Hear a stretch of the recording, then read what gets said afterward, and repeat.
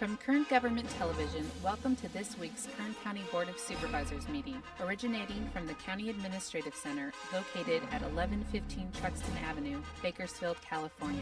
Kern County's vision is to create and maintain a customer-centered county government designed to garner the confidence, support, and trust of the people we serve. Today's Kern County Board of Supervisors meeting will convene momentarily.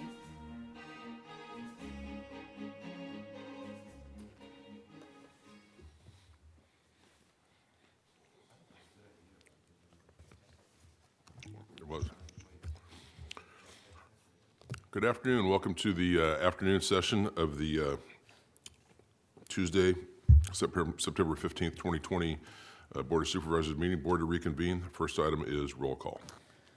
Supervisor Gleason. Here. Supervisor Scribner. Here. Supervisor Maggard. Here. Supervisor Couch. Here. Supervisor Perez. Thank you. The next item is a report on actions taken in closed session. Ms. Rezon. Good afternoon, Supervisor Couch, board members. This morning, between the morning session and now, you met on items 60 and 61. There was no reportable action, and I should have started with it. Item 59 was withdrawn from closed session. Thank you. Before I get to the consent calendar, I want to read into the record that the County of Kern provided notice that as a result of the declared federal, state, and local emergencies due to the COVID-19 pandemic and in light of the governor's order, this Board of Supervisors meeting is not physically open to the public. Testimony and general public comment are accepted via email or voice message to the clerk of the board prior to today's meeting, and live comments via teleconference will be heard during the meeting. The next item is the consent agenda. Let me tell you what is on the consent agenda before we go any further. The consent agenda for the Board of Supervisors starts on page 2, consists of items 4 and 5. Onto page 3, items 6 through 8 and item 10. On page 4, items 11 through 13.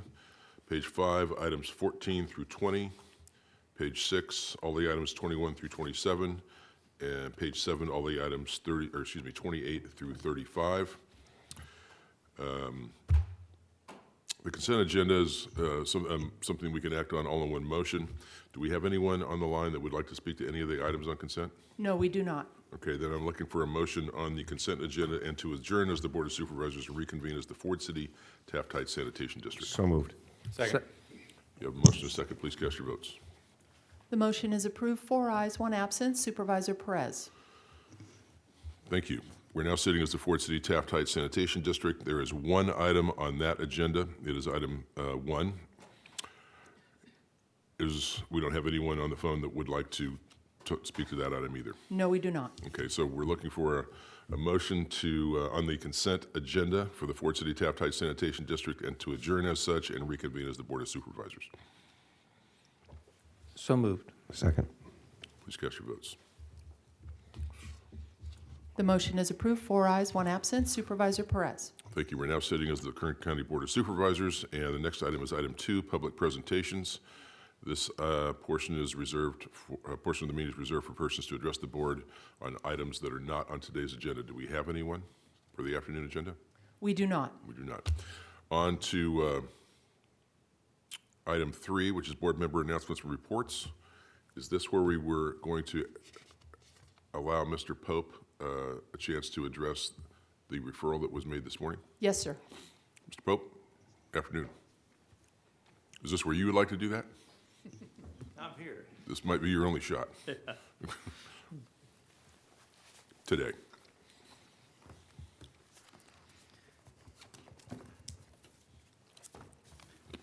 Good afternoon, members of the board, Mr. Chairman. This morning, we had a call in from Larry Moxley regarding the financial audit requirement that the Public Works Department has asked for. He indicated that they were having a hard time meeting the timeline of it and asked for an extension in time. Let's talk about it a little bit before we run down that path. First of all, it's very clear in their contract that an audit is We can ask for it at any time. They can go back 3 years, we can go back 3 years. That's what we've asked for. And we've had that confirmed by third party. We have the right to do that. We're trying very hard to establish a business relationship with them that is based on a contract. And that's for multiple reasons, one of which is to protect them. They have, in the past, made verbal agreements with people. Well, those aren't the way you do business in the county. I mean, it's really tough to enforce a verbal agreement. And when that person's gone, it's even tougher. A written agreement carries forward through past people. And in the county, people change. That's just a fact. Their families may be there forever. The county rotates through people. And that's where we're running into some snags now, is they believe in one thing, they've been doing one thing, it's not in their agreement, we have no way of paying them for that one thing. So we're trying very hard to bring about the concept of a contract to them. We have the right in the contract to ask for the audit, that's what we're doing. And we have established a September 30th as final deadline. And the final deadline was brought about not because of an arbitrary date, it's because that is the last time that we think, if we're given information, we'll be able to turn that information in and comply with the requests they'll have for a look at their rates. Anything later in that, and we had originally asked for even earlier than that, but because of all the factors I'll go into, it got to September 30th. If we get it later than that, there's no way we're going to be able to analyze it and get it in line for the 218 process for rate adjustments. So we feel that that is a strong reason to leave it there. But their request for an extension also kind of reminds me of when my kids were in school and parenting, and they'd come to me and tell me, we have a project that's due in 3 days, and it's huge. And I asked them what the project is, and it was like, this is months worth of work. When was it assigned? And they said 3 months ago. And they're coming to us and saying they don't have time to do it. This financial audit, we formally requested of it in May 22nd of 2019, not 2020, 2019. We spent about a year dancing with them about other options instead of an audit. We were open at that point to considering it. That's when we came up with the hauler cost model, where they could supply us what we thought was a pertinent information. We thought we'd give that a try. They didn't comply at all.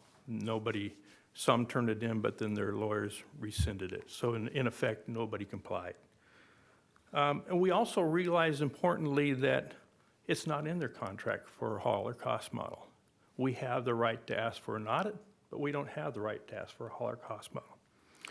So that led us to March of this year, almost a full year later, to ask again in formal writing to the haulers to provide an audit with a deadline of July 30th, which was 120 days as outlined in their contract. We're following the contract because that's what the agreement we have with them. The board has signed, they have signed, we have signed, we are all in agreement, this is how we do things. But COVID hit.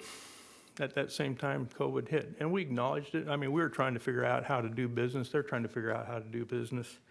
And so several of them concerned voiced that they weren't going to be able to comply because of COVID. So we did. We then extended it from the deadline of July 30th. We then put what we thought was the final deadline we could accept and still comply with our requirements to do a good faith effort and whatnot of September 30th. So we moved it from July 30th to September 30th because of the COVID. And the COVID is mucking things up, as we're all aware of, on many different fronts.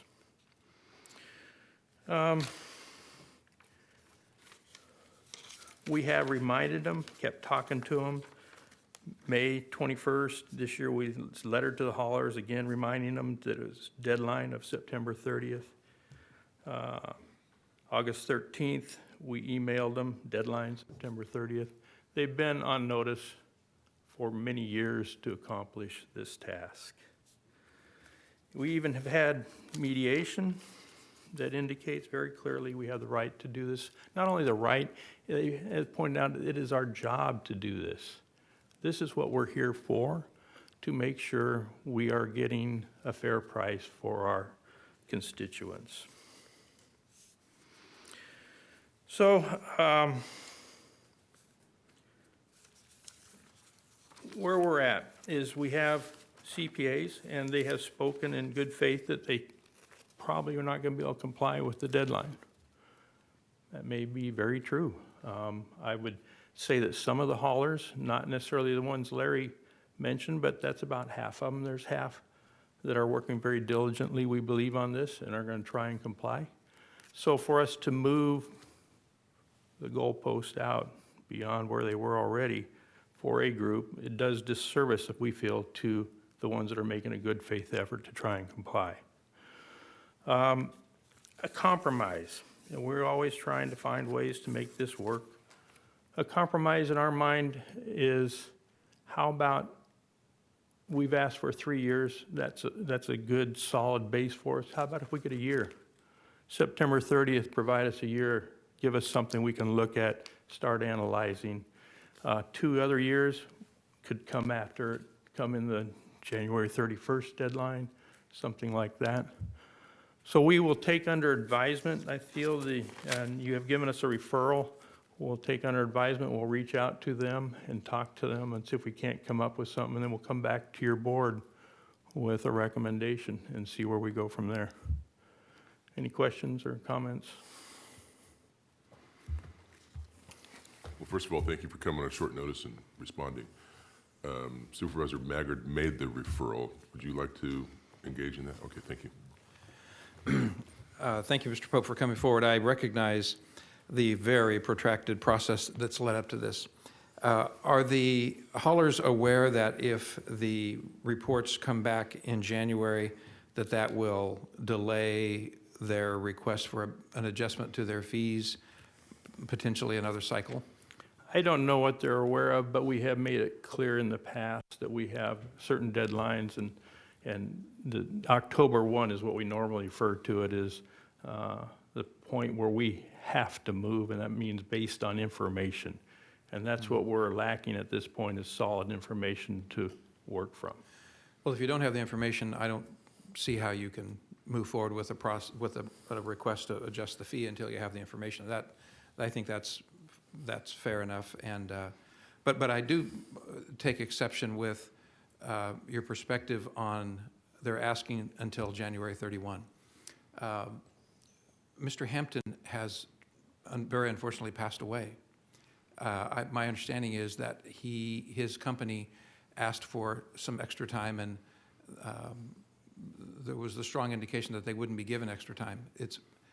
The man passed away. There's a significant transition going on inside that company. For Valley Garbage, Mrs. Eldridge, the matriarch of that family, was the one who did their bookkeeping, their accounting. She made did the record keeping, as I understand it. She passed away. Those are 2 circumstances where I think it's very reasonable for them to be able to have a longer time. Mr. Hoffman, who spoke this morning about the difficulty that his firm has in meeting the deadline, I think, he's an independent third party. I think that demonstrates there is some concern about that. And lastly, asking them to do 1 year's audit and then come back later and give you 2 more years audit is not a very effective way, a very efficient way at all for the CPA firms that have to do this work to go in and do it. When they're immersed in the numbers and the records, they can do all that at once and be done with it. Going back multiple times just makes the cost go up and the efficiency go down. So with the proviso that if you have a hard deadline of October 1 in order to make your recommendations about their fees, and if they can't meet that deadline, then that request for an adjustment ought to be delayed as well.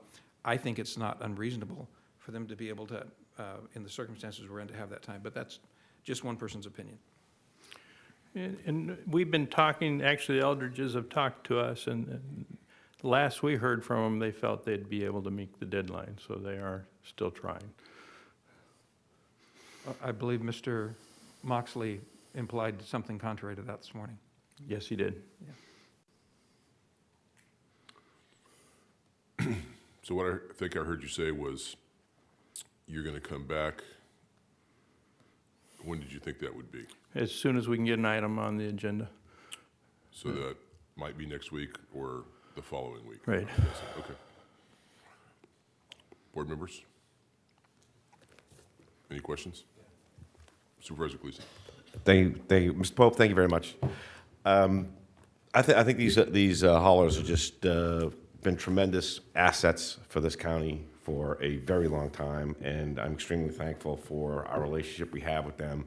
And I'm hoping that we find a way to move the ball here and maintain those relationships while recognizing the fact that our relationship is founded on a contract. We have a contract with a contractor, and that contract says certain things and has stipulations, and for that contract to be successful, both parties have to recognize the value of that contract and honor the terms of that contract. And by doing so, we will have a very positive relationship and get the job done that we all need to get done. And so I know they know that, and I know that we know that, and I know that in order for us to succeed, that contract has to be the tool we use to bridge and to maintain that relationship. How long have you been working contracts? I've been in contracts since 1981. I have no doubt in my mind that your ability to honor that contract and to build this relationship with these haulers and to maintain the relationships we've had with these haulers is, I have no doubt in your ability to do that. I have some concerns with the fact, and I saw this, that we've been asking for an audit to be conducted since May of last for a year and a half, and we still have not gotten the response. It's either a communication problem or another problem that I'm unaware of, but it tells me when I look at the history of our requests for audits that there's challenges that the haulers are having meeting those requests, and they have not been, I don't think you understand them. I certainly don't understand them, and I'd like to understand them because I'm sure there's some reason for not having this done. But neither here nor there. I mean, we need to move forward, and we need to move forward, and I think they want to have a rate adjustment. And what I heard you say is that if we don't get something by September 30th, whether full or partial, then we can't move forward with the 218 process. Is that correct? That's correct. So that means that until we get an audit, is it fair for me to say that are you saying that until we get an audit, there will be no rate adjustments? That's correct. Is this something new in our relationship with the haulers?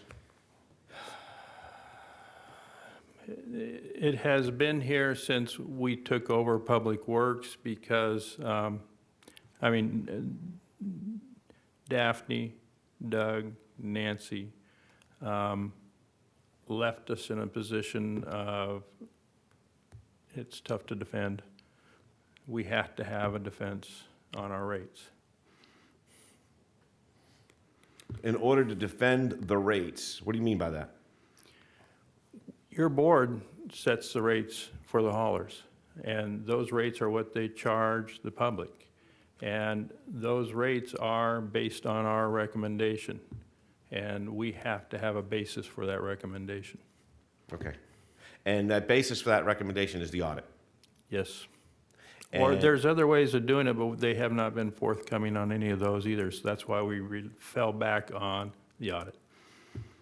Well, I'm looking forward to having a positive, continuing relationship with all of our audits, all of our haulers. I think they do a phenomenal job. I know in the Kern River Valley, it's been bruised, but I also know that Mr. Thomas has done a phenomenal job up there and continues to do a phenomenal job. And I'm looking forward to a continued relationship, the county with them, and I'm sure that speaks to everybody involved here. But I'm concerned that we have not done audits in the past, which is contributing to the fact that there's some reluctance. There's a culture maybe or a reluctance to do them now. Why now when we haven't done them in the past? I understand that argument, but the long pole in the tent is the fact that we have a contract, and that contract says there has to be certain stipulations to it. There has to be certain audits. We have to comply with the contract. If we need, in my opinion, my vote will be that if the haulers don't want to do audits or whatever, then let's rewrite the contract. Let's rewrite the contract to make the contract something that makes them happy and makes us happy. I don't care. I want them happy, and I want the county to be happy. I just want to have a contract that is sensible and that is meaningful and that is legal. And I think that's incumbent upon us as a public organization to protect the citizens, to make sure that everybody understands what we have is the way they expect it to be. So I like your idea about the 1-year audit, 1 year's worth of information. Maybe that's something that's doable. It'd be very interesting when you come back to us, whether that is something that can be done, and maybe that is a nice compromise or not. I'd be looking forward to that. But I'd also be looking forward to any way you can find to make this work and to honor the contract that we have in place with our contractors. That's our goal. Thank you. It's mine also. Thank you. So we'll look forward to talking about this some more. Yes, we will. Okay. Thank you. Thank you, Craig. We are, was that public presentations or board member announcements and reports? Okay. Any other board member announcements or reports?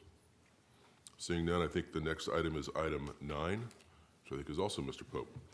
It's a proposed ordinance amending section 5.36.055 of chapter 5.36, title 5 of the Kern County Ordinance Code concerning the billing process of garbage collection franchise requirements. Welcome again. Thank you, Mr. Chairman. This item before you is continued from February 4th, 2020, which is pre-COVID, and that seems like a very long time ago now. As a reminder, the solid waste admin fee is a fee of just 20 cents a month per customer to reimburse the county for the administering of the franchise agreements. In other words, we track our cost over the year of what it takes us to administer the franchise agreements, and that is what it develops into that fee.